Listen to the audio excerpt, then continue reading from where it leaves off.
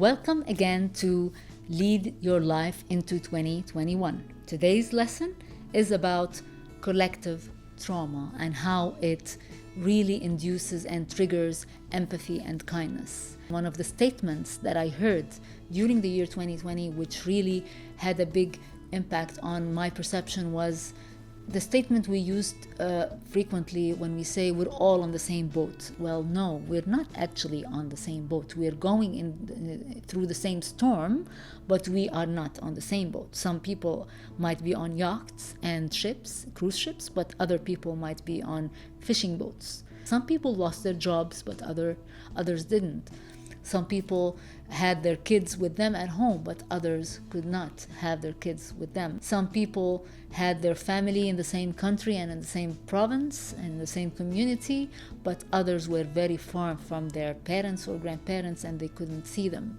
An example is immigrants and expatriates. With restrictions in travel, all of that had a big impact on how people were able to cope and adjust to that reality. So, the fact that we all went through the COVID-19 as a global kind of a crisis, the pandemic, had us appreciate the things that we have, and we realized that we need to be empathic and to be kind with other people. We need to avoid judging others and how they were reacting to the crisis. Collective trauma also triggered collective action. People realized that they need to be united, they need to be together.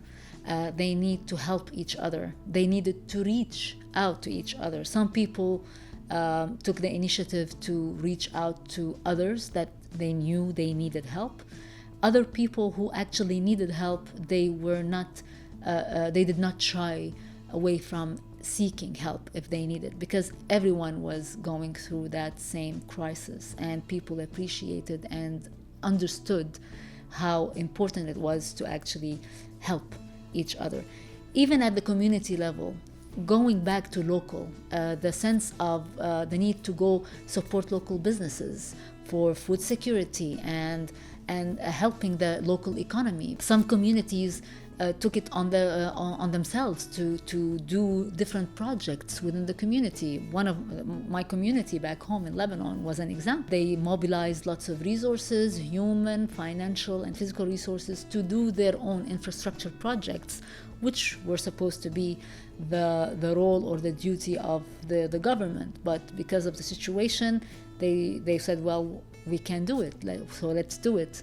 Many people planted their own crops to help with food security. So the sense of unity was triggered because of COVID-19 and because of this collective trauma. At the collective level, at the community level, serving leadership was a definite important example of effective management of the pandemic.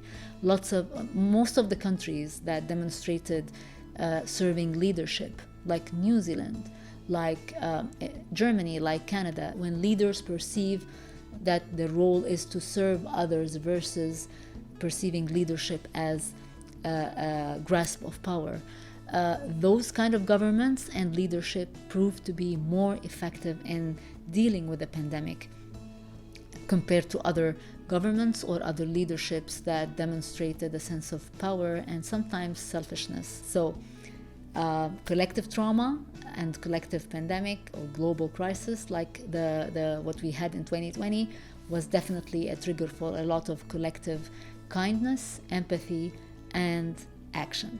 Thank you.